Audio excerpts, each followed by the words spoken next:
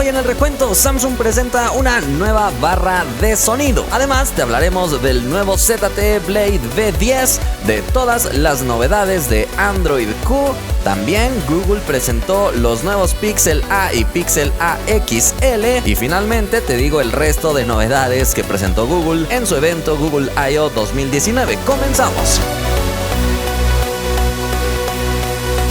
Gracias por estar en un nuevo video de este canal. Revisemos los resultados de la encuesta del video pasado porque te pregunté qué te parece la cámara retráctil del Huawei P Smart Z. La mayoría de personas piensa que es una buena idea, aunque definitivamente tiene por ahí sus puntos negativos, pero bueno, así está el mercado de competitivo con nuevas ideas. Vámonos a la primera noticia. Samsung acaba de presentar una nueva barra de sonido. Su nombre es la Samsung Q90 y si te das cuenta tiene la letra Q en su nombre porque esta línea de Samsung tiene el mismo nombre de sus pantallas para que las personas que tienen ya la pantalla Q90 puedan comprar la barra de sonido ideal para este tamaño de pantalla. Entonces es una barra totalmente interesante, llena de funciones, tiene conectividad Wi-Fi, Bluetooth, además es totalmente compatible con la línea de televisiones de Samsung para que puedas controlarla también con el mismo control de la televisión, además de que es compatible con Bixby y Alexa. Tiene tecnologías como Adaptive Sound para darte una experiencia optimizada en el sonido y por supuesto en este caso es compatible con Dolby Atmos, así que se supone te dará un sonido muy envolvente al momento de ver tus películas, siempre y cuando también estén optimizadas para Dolby Atmos. Esta barra de sonido no es nada económica, nada accesible. Su precio 1.199 euros. Por supuesto estos precios son para Europa, pero sirve de referencia para saber más o menos el precio que podría tener esta barra si llegara a tierras mexicanas o a todos los países del continente americano.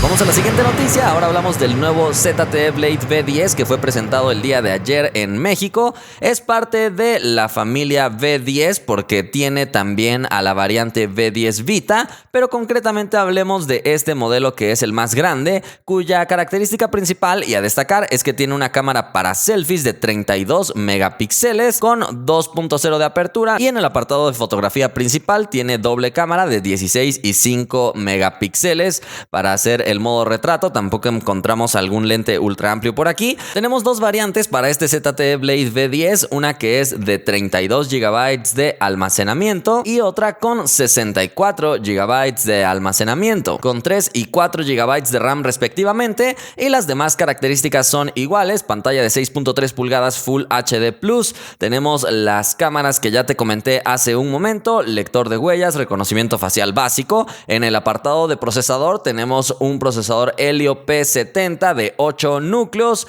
tiene Android 9.0, batería de 3200 mAh y déjame contarte sus precios. Obviamente en México, donde fue presentado recientemente, el modelo de 32 GB tiene un precio de 4,449 pesos, alrededor de $230, y el modelo de 64 GB tiene un precio de 5,499 pesos, pero en mayo tendrá un precio especial de 4,999 pesos, es decir, alrededor de $260. Por otro lado, el modelo Vita, que es un poquito más reducido, tendrá un precio de 3,499 pesos, pero también durante el mes de mayo tendrá un precio especial, así que estará en 2,999 pesos, que es alrededor de $157. Este modelo reduce en procesador, RAM y almacenamiento. Tiene un procesador Spreadtrum de 8 núcleos, 2 GB de RAM y 32 de almacenamiento, además de la cámara frontal que es de 8 megapíxeles, y en términos generales todo está recortadito, pero esto es lo más destacado. Pasemos a otra noticia. El día de ayer Google tuvo su evento Google I/O y entre muchas otras cosas de las que te hablaré más adelante, presentó la nueva versión de Android en su versión Q. Ya es la versión 10 también, ya que como sabes va por letras y también por postres, pero como todavía no es la versión final, no han dicho su nombre comercial, por así decirlo. No esperes novedades demasiado importantes. Para empezar, será por supuesto totalmente compatible con las pantallas plegables. Están trabajando para que incluso los juegos puedas tenerlos en una pantalla pequeña y al desdoblar el dispositivo puedas seguir jugando sin ningún problema. Otra de las novedades será el modo oscuro, que ahora podrá ser compatible también con aplicaciones si es que los desarrolladores adaptan este diseño de sus aplicaciones para que cuando actives el modo oscuro en el sistema también se habilite en las aplicaciones. Otra de las novedades fueron los subtítulos sin necesidad de tener conexión a internet. Esto para que las personas con alguna discapacidad puedan también disfrutar de incluso videos, por ejemplo, que hayas grabado con tu celular y puedas habilitar los subtítulos para saber qué es lo que estaban diciendo las personas en ese momento. Repito, esta característica ni siquiera necesita conexión a internet, así que es lo más destacable. Además, integrará cosas como respuestas inteligentes al momento de recibir mensajes para que te sugiera incluso algunos emojis, y durante todo el evento estuvieron diciendo que están muy enfocados en la privacidad. En este caso ya te dan más controles de la ubicación, como en el iPhone, por ejemplo, para darle permiso a las aplicaciones de utilizar tu ubicación únicamente mientras la tienes abierta, o si también quieres puedes decirle que siempre, aunque no la tengas abierta, pueda acceder a tu ubicación. Otra cosa que han actualizado es más o menos la arquitectura de Android para que puedas recibir las actualizaciones de seguridad sin necesidad de estar reiniciando el sistema ni más rollos, tal como se actualiza una aplicación, así que eso también estaría muy interesante verlo ya en acción. Además, tenemos nuevos modos de control parental para que algunos padres puedan vincular su cuenta con la de sus hijos y puedan regular el uso que le dan a su smartphone, tiempos en determinadas aplicaciones, tiempos para irse a dormir, e incluso ahora ya tiene un tiempo bonus para que si estabas a punto de terminar tu partida como hijo, le digas a tu papá: por favor, dame otros 5 minutitos, y puedas terminarla bien. Además, esta beta ya se va a poder probar en 21 dispositivos de 12 fabricantes, así que va a estar muy interesante todo este catálogo, pero repetimos, todavía está en versión beta, es decir, versión de pruebas, todavía no es una versión final. Cuando llegue ese día yo te avisaré.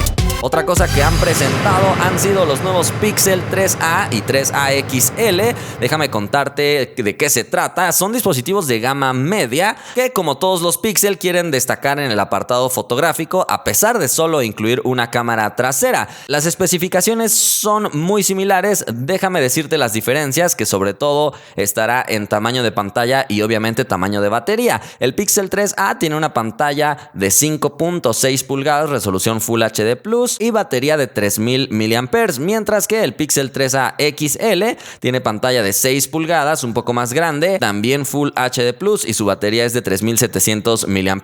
En ambos casos las pantallas son OLED, lo cual es muy destacable. Tienen procesador Snapdragon 670, 4 GB de RAM, 64 de almacenamiento. No se puede ampliar mediante tarjetas micro SD, esa podría ser una de sus principales desventajas. La cámara es de 12.2 megapíxeles con apertura f1.8 y repito, es una sola cámara, pero Google hace maravilla y media a través de la inteligencia artificial con una sola cámara. Sin embargo, sí me hubiera gustado ver un lente ultra amplio, ya que eso definitivamente no se puede hacer por inteligencia artificial. Para las selfies tenemos 8 megapíxeles, aquí sí está bastante amplia la cámara y tiene bordes sensibles al tacto con la tecnología de HTC que Google adquirió desde hace tiempo. Tienen jack de audífonos USB tipo C, además de venir obviamente con Android Pie, con 3 años de actualizaciones de seguridad y de sistema garantizadas. Es un poco polémico porque muchas personas se están quejando del procesador. En mi caso creo que veo acertado el procesador. A través de software puede Google optimizar al máximo su sistema para no necesitar mayor potencia que esa. La verdad es que se ven dispositivos muy interesantes. Yo lo único que les agregaría serían una cámara ultra amplia. Al parecer estos dispositivos no llegarán a tierras mexicanas ni ningún otro país de Latinoamérica, así que tendremos que seguir esperando a que Google se digne a traer estos dispositivos a nuestras regiones. El precio anunciado para los Estados Unidos es de $399, que igual ha sido un objeto como polémico. Algunas personas se quejan mucho por el procesador y el precio, sin embargo hay que ver el conjunto ya para compararlo con el precio, no solamente el procesador.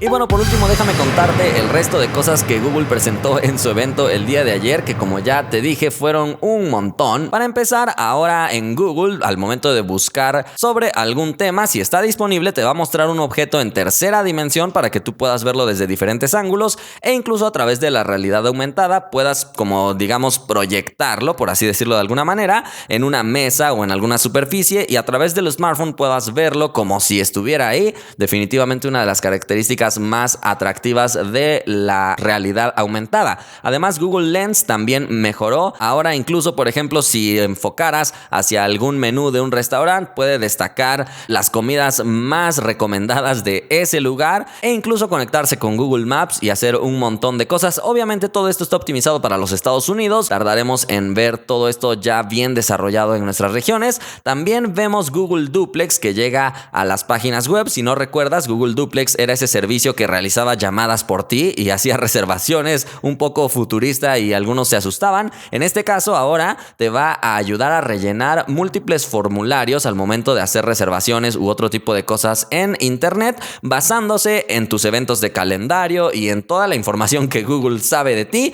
Obviamente esto lo puedes activar y desactivar como tú quieras. También vamos a conocer a un Google Assistant mucho más rápido, mejorando mucho más también al momento de entender el contexto del que estás hablando. Y es que al parecer en los próximos Pixel este Google Assistant estará corriendo totalmente en el sistema, es decir, no tendrá que realizar una conexión a internet para entender todo lo que le estás hablando, lo cual es totalmente destacable. No sabemos si llegará a todos los dispositivos Android o únicamente a los Pixel. También anunciaron el modo conducción de Google Assistant que se va a conectar con Google Maps para que puedas manejar sin distraerte y que todo esto funcione a través de voz. También se integra con Waze. También tenemos funciones de privacidad al momento de compartir tu ubicación e incluso el modo incógnito de Google Maps, además de las nuevas funciones que te dije hace un momento de los subtítulos en tiempo real que ya va a integrar Android Q. Y también hablaron de la pantalla Nest Hub Max que te va a ayudar, como la pantalla anterior, a controlar todos tus dispositivos del hogar, solo que en este caso es una pantalla más grande que también incorpora una cámara frontal para que hagas videollamadas y puedas platicar con otras personas a través de ella misma. Entonces esto es en general todo lo que Google presentó el día de ayer y por el momento esto ha sido todo por este video. Espero que te haya gustado. Si fue así, ya sabes que puedes indicarlo y nos vemos la próxima.